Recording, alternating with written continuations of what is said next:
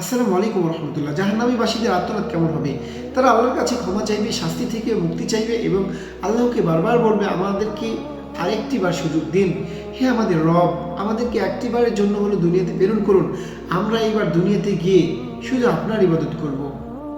কিন্তু সেই দিনের আফসোস, সেই দিনের ভুল স্বীকার এবং সেই দিনের তওবা কোনো কাজে আসবে না।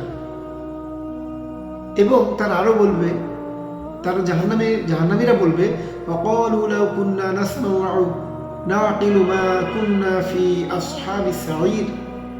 তারা আরও বলবে, আমরা যদি সতর্ককারীদের তথা আল্লাহর কিতাব এবং নবীদের বক্তব্য শুনতাম তাহলে আজকে জাহান্নামীবাসী হতাম না।